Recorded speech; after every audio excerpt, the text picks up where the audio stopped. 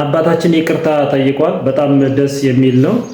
አባታችን ገብረ ማርያም ይቅርታ ጠይቋል። ባለፈው ካስተማሩት ትምህርታቸው ላይ ከተሳሳቱ በኋላ ወይም ደግሞ ዳይጸ ልሳን ከተገኘባቸው በምስጢረ ሥላሴ ላይ ማለት ነው። አሁን ይቅርታ ጠይቀዋል። እውነቱን ለማውራት ከነዚህ አባት ምንድነው የምንረዳ ካላችሁ በጣም ትልቅ ትሕትና ነው የምንማረው። ፍጹም ትሕትናን እንማራለን። እኒህ አባት የቤተ ክርስቲያን ትምህርት ያልተማሩት ትምህርት የለም። ድጓ ተምረዋል፣ አቋቋም ተምረዋል፣ መዋሥዕት ተምረዋል፣ ቅኔ አስመስክረዋል። ኋላ ደግሞ አራቱ ጉባኤያትን ተምረዋል። ሐዲሳት፣ ብሉያት፣ መጽሐፈ ሊቃውንት ከዛ መጽሐፈ መነኮሳትን ተምረው ያጠናቀቁ ታላቅ የቤተ ክርስቲያን አባት ናቸው። ነገር ግን ይህ ሁሉ ነገራቸው ሳይበግራቸው አይ ከአባቶቼ ያላገኘሁት ትምህርት ነው የተናገርኩት፣ ተሳስቻለሁ፣ ዳይጸ ልሳን ነው ብሎ ይቅርታ ጠይቀዋልና ከነዚህ አባት እውነቱን ለማውራት ፍጹም ትሕትናን ነው የምንማረው። እኔ በጣም ደስ ብሎኛል በባለፈው ቪዲዮ ስለሰራው። አሁን ደግሞ ይቅርታ ሲጠይቁም ያው ድጋሜ ቪዲዮ ሰርቻለሁ ማለት ነው። እውነቱን ለማውራት በጣም ደስ የሚል ነው። በረከታቸው ይደርብን። ቪዲዮን እንከታተልና እንመለሳለን። ዛን ጊዜ ትንሽ አንዳንዴ መስከር አለ አይደል? አንዱ መነኩሴ ምን አሉኝ? ምስካየ ኅዙናን አንድ መነኩሴ አቤት አቤት አቤት ይሄ ትምህርት ፈልቶ አንድ ቀን የፈነዳበት እንደሆን ምን ይሆኑ አሉኝ። ያለኝ ያለ ፈልቶ ያሉኝ።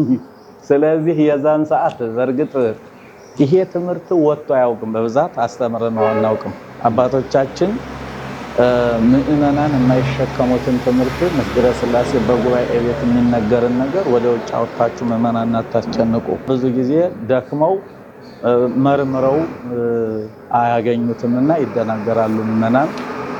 እንደዚህ አይነት ምስጢረ ሥላሴ ምስጢረ ሥጋዌ ብዙ ባታወቁ ይላሉ እና ያን ሰዓት አንድ መምህር ለሥላሴ ሴትም ወንድም አይባሉም ያለ ሲያስተምር አንድ ወጣት ሰማ። እግዚአብሔር ጾታ የለውም።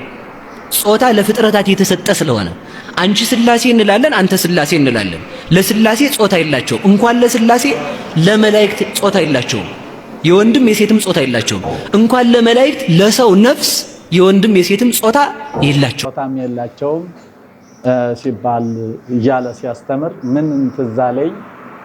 ከዚህ ከሃይማኖተ አበው ከሰለስቱ ምዕት ቃል ነአምን ከመቦ ለእግዚአብሔር ቃል አዕይንት ወአይዛን አይዳው ወአይጋር ወኩሎም ለተርፎ አካላት ለእግዚአብሔር አይን፣ እጅ፣ አፍንጫ፣ እጅ፣ እግር ሌሎችም የቀሩት አካላት እንዳሉ እናምናለን። ነገር ግን ይመረመራል ቢሉ ነገር ግን አይመረመርም ረቂቅ ነው ይላል። ይሄን ወኩሎም ለተርፎ አካላት የቀሩትም አካላት አሉት የሚለው አንዱ ገጸ ንባብ እሱ ሆኖ ሳለ ሌላው ምን ትዝ አለኝ? መጽሐፈ ሚላድ የሚባል መጽሐፍ አለ። እሱ ያልተመረመረ መጽሐፍ ነው። እውነት ለመናገር ያልተመረመረ መጽሐፍ ነው። እሱ ጠቅላላ በቃ በእኛ አካል ያለው ሁሉ እንዳለው ቁጭ አድርጎ የሚናገር መጽሐፍ ነውና በገጸ ንባብ ከዛ በትርጓሜ ከዛኛው መጽሐፍ አደናገረኝ። ምንል ግን ለሥላሴ ለመላእክት ለነፍስ ጾታ አይነገርም፣ አንቀጽ እንጂ ጾታ አይነገርም ነው የሚባል። እንግዲህ መቼም ሰይጣን ክፉ ስለሆነ ምዕመናን እንደሚወዱኝ ያውቃለሁ። እኔ ደግሞ ጠያቂ ሰው ነኝ። ስለዚህ ወዲያው እንደወረድኩ ከዛው ነው የተያዝኩት። ከዛው እኮ መምህር ቃለ ሕይወት ምራሱ አለ የራሴ ተማሪዎች ገጠሙኝ አይደል እንዴ? ወርጄ ከዛ አስተምሬ ምክትል ያረኳቸው ከዚህ ቀደም እንዲህ ብለው አላስተማሩንም፣ ይሄ አዲስ ቃል ነው አሉና የገዛ ተማሪዎች አንቀው ያዙኝ።